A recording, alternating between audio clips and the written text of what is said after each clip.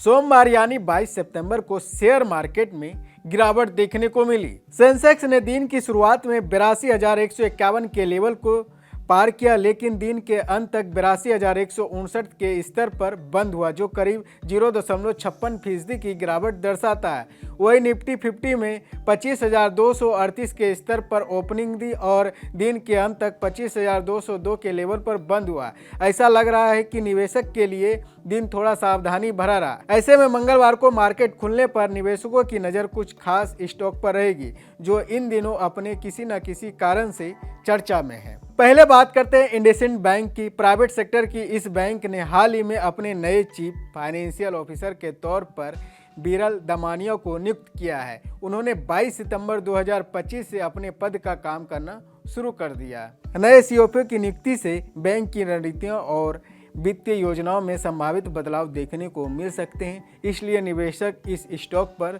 खास नज़र रखेंगे। इसके बाद आते हैं कैफिन टेक्नोलॉजीज के स्टॉक पर। निवेशकों की नज़र इस पर इसलिए भी रहेगी क्योंकि एक private equity firm general Atlantic caffeine technology ने अपने 10 से 15% की हिस्सेदारी को ब्लॉक डील के जरिए बेच सकती है। अनुमान है कि ये सौदे करेंट मार्केट प्राइस से 5 से 8% कम के कीमत पर हो सकते हैं। ऐसे मामले में स्टॉक की प्राइस में अस्थिरता देखने को मिल सकती है, इसलिए निवेशक इसके ट्रेंड को ध्यान में फॉलो करेंगे।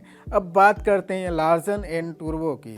एल&टी के रिन्यूएबल एनर्जी डिपार्टमेंट ने हाल ही में सऊदी अरब में यानबू ग्रीन अमोनिया प्रोजेक्ट पर काम करने के लिए ACWA पावर के साथ समझौता ज्ञापन पर हस्ताक्षर किए हैं।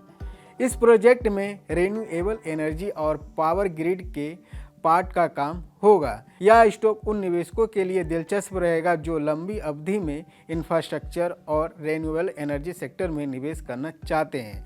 कुल मिलाकर मंगलवार को मार्केट के खुलते ही इन स्टॉक पर नज़र रखना जरूरी है, क्योंकि ये स्टॉक किसी न किसी कारण से खबरों में है और इनके मूवमेंट से निवेशकों के फैसले प्रभावित हो सकते हैं। अगर आप शेयर मार्केट में सक्रिय हैं या निवेश की सोच रहे हैं तो इन स्टॉक के ट्रेंड और अपडेट्स को ध्यान में रखना आपके लिए फ़ायदेमंद हो सकता है। अगर आप भी स्टॉक मार्केट में निवेश करने की सोच रहे हैं तो अपने फाइनेंशियल एडवाइज़र से ज़रूर पूछें, तभी स्टॉक मार्केट में पैसा लगाएं।